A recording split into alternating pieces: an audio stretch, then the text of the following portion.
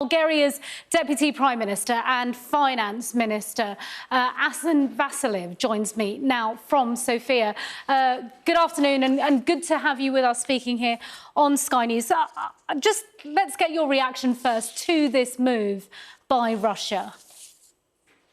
Bulgaria has been following the contract exactly as we have been for the last 10 years. And we had the Russian side trying unilaterally to impose changes to the payment terms and other terms in the contract, which we refused and requested clarification on why that's necessary. As a result, what we saw is we received a letter yesterday. Today, we were cut off from deliveries on the part of Gazprom, which has been a long-standing supplier of gas to Bulgaria. Ursula von der Leyen says that Europe has been prepared for this. They were expecting this. There are plenty of alternatives. What are they? What is Bulgaria's alternative to this right now? So we had about between 2/3 and 3/4 of the gas delivered by Russia. Since February, we've put alternative plants in place. We have large existing interconnectivity with Greece and Turkey. As of right now, we receive part of the gas from Azerbaijan through connectivity in Greece. We are also receiving gas from LNG terminals in Greece and working on receiving gas from LNG terminals in Turkey. We've also circulated the non-paper at the European Union level because Bulgaria is a relatively small gas market, about 3.5 billion cubic meters. But our interconnectivity allows for gas to flow from south to north of about 22 billion cubic meters. So we can be part of the solution not only for Bulgaria, but also for Southeastern Europe in general. And we've also had You say that, but Bulgaria depends on Russia for 77% of your gas supply. This is a significant hit for your country, isn't it? No. As of today, we have 0% Russian gas. We haven't limited any gas supply to any of our industries or any of our people. And we have activated the alternative routes and sources. So as I said, since February, we've been ready for this moment. We were hoping it would not come and that Russia would honor its contracts. But it came and we haven't had any interruption in supply, and we don't expect any interruption in supply. As I said, about a month ago, we pushed for a common European purchasing strategy on gas, because for LNG, in those quantities, you need careful scheduling and large-scale deliveries. Bulgaria has done its own supply reservations at the LNG terminals, as well as all the pipelines that we need to get the gas from Greece and Turkey to Bulgaria.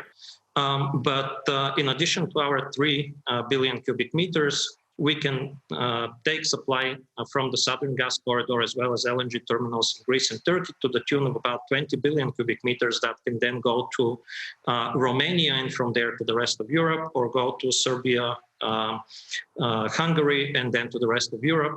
We've even had discussions on South Coast.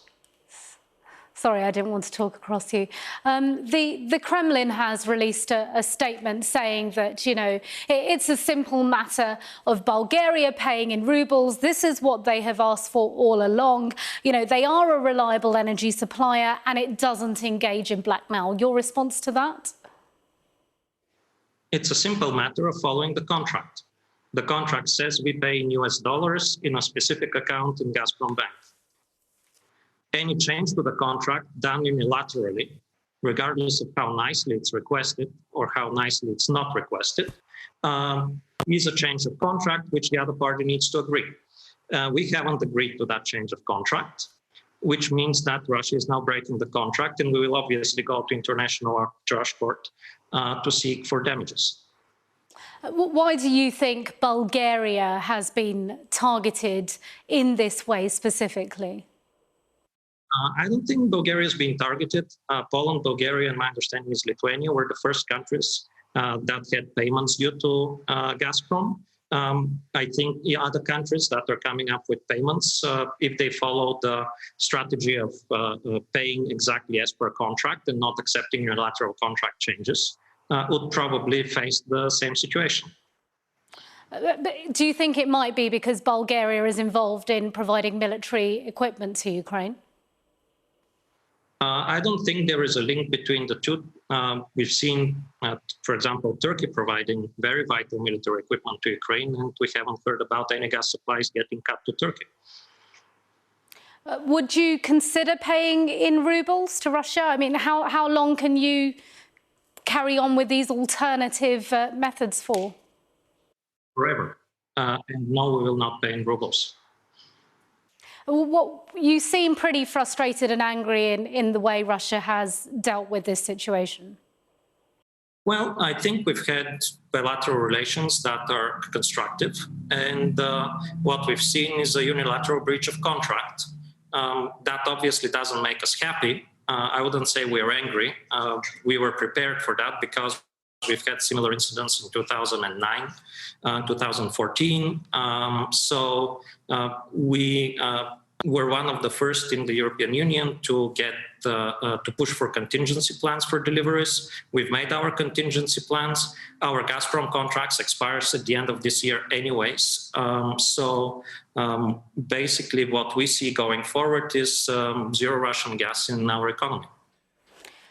While I have you, I'd like to ask you about what you feel about the situation on the ground in Ukraine, what's happening and where this is all headed. It's a terrible human tragedy that we're seeing. The fact that we have targeting of civilians, I think, is beyond belief and something which cannot be justified with any rhetoric on the Russian side. We support Ukraine firmly. We support all the sanctions. We were pushing for strict sanctions to be imposed on Russia. And we think that right now there is a lot of focus that is done on delivering equipment, which is very important for Ukraine. I think also we need to start thinking and planning ahead for the incoming winter. Where there will need to be a lot of logistical work that needs to be done, making sure there is sufficient food supply, making sure Ukraine can receive sufficient gas to heat its people and keep its economy going. Making sure that all the logistical corridors work. All of those are critical matters that if we wait until September, October, November, would be too late. We need to start preparing for that now. And we actually had some conversations with the Ukrainian Minister of Finance and how we might be able to help there. We have a delegation led by our Prime Minister going to meet with Mr. Zelensky tomorrow, which is focused exactly on those issues. Beyond the military conflict and weapons, which seem pretty much at hand at this point. How can we move to the next part, which is making sure the Ukrainian economy is stable and that the incoming winter, which is going to be very tough, regardless of when the war ends, is properly planned for, and that the Ukrainians have all the food, all the energy supplies, and all the existing infrastructure logistics-wise to be able to make sure that their people are actually cared for. Deputy Prime Minister Asen Vasilev, thanks very much indeed for speaking to us here on Sky News. Thank you.